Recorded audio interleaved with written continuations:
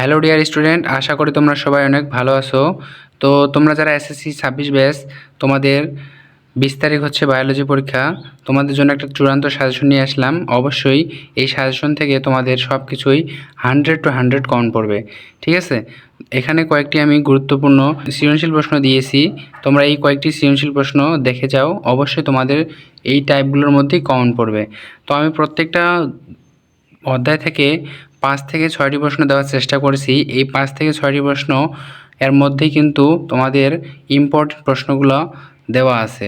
তোমরা যদি এই 5 থেকে 6টি প্রশ্নর গ নাম্বার এবং ঘ নাম্বারগুলো ভালো করে পড়তে পারো, তাহলে অবশ্যই তোমাদের কিন্তু 50-এ 50 মার্ক পাওয়া ইজি হয়ে যাবে।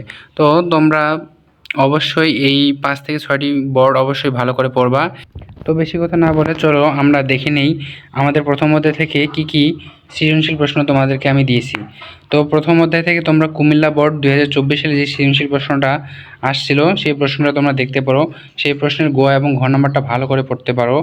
আর ময়মনসিংহ বোর্ড 24 সালেরটা দেখতে পারো, রাজশাহী বোর্ড 23 সাল, যশোর বোর্ড 23 সাল এবং 22 সাল দুটোই দেখতে হবে, এবং কি ঢাকা বোর্ড 22 সালের প্রশ্নটা দেখতে হবে তোমাদের 1 নম্বর অধ্যায় থেকে। ক এবং খ নাম্বারের জন্য তোমরা বোর্ডের প্রশ্নগুলো সব দেখতে পারো, কারণ ক এবং খ নাম্বার কিন্তু তোমাদের বোর্ডের প্রশ্নগুলি আসবে। তো দ্বিতীয় অধ্যায় থেকে আমি তোমাদেরকে সৃজনশীল দিয়েছি মাত্র 6টা। তো দ্বিতীয় অধ্যায় থেকে তোমরা অবশ্যই ময়মনসিংহ বোর্ডের 23 এবং 24 সালে যে প্রশ্নটা আসছিল, 23 এবং 24 সালে যেই সৃজনশীল প্রশ্নটি ছিল সেগুলো দেখতে পারো। ঢাকা বোর্ড 23 সালের প্রশ্নটা দেখতে পারো, Comilla board, Rajshahi board, Dinajpur board, তোমরা এগুলো সুন্দর করে দেখে নিও।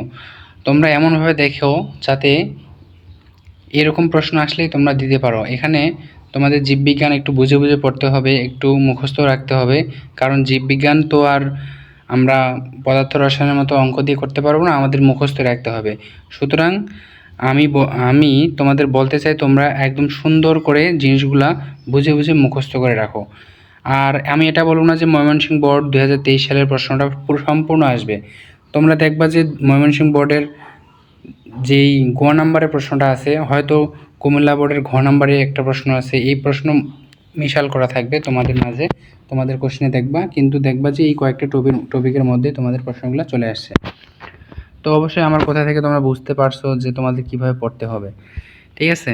তো এবার চলো আমরা 3 নম্বর এবং 4 নম্বর অধ্যায়ের যে সৃজনশীল প্রশ্নগুলো দিয়েছি সেগুলো দেখি। তো আমি 3 অধ্যায় থেকে তোমাদের মাত্র 4টা সৃজনশীল প্রশ্ন দিয়েছি।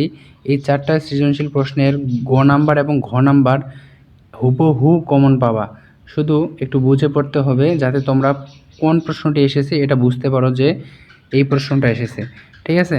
তো তৃতীয় অধ্যায় থেকে তোমরা শুধু এই 4টা প্রশ্ন পড়বা। চতুর্থ অধ্যায় থেকে তোমরা পড়তে পারো Mymensingh board 24, Rajshahi board 23, Jessore board 23, Chittagong বোর্ডের 2টা প্রশ্ন আছে 22 সাল এবং 23 সাল। চট্টগ্রাম 24 সালটা দেখতে পারো, কুমিল্লা বোর্ড 24। এই 6-7টা প্রশ্ন তোমাদেরকে দেখতেই হবে, মাস্ট। এই 6-7টি প্রশ্ন দেখলেই 4 অধ্যায় থেকে তোমাদের সম্পূর্ণ কমন, কারণ 4 অধ্যায়টা এবার ইম্পর্টেন্ট খুব। এই 4 অধ্যায় থেকে কিন্তু প্রশ্ন আসবেই, একদম আসবেই, কোনো মিস নেই। তো 11 অধ্যায় থেকে তোমরা কি পড়বা? 11 অধ্যায় থেকে তোমরা পড়বা Rajshahi board 24, Jessore board 24, Rajshahi board 23, Jessore board 23, Comilla board 22। তো তোমরা যারা আমার ভিডিওটা একটু সম্পূর্ণ দেখতেছো তোমাদের অবশ্যই ভালো হবে, কারণ আমি ভিডিওর মাঝে কিন্তু অনেক কথা বলতেছি।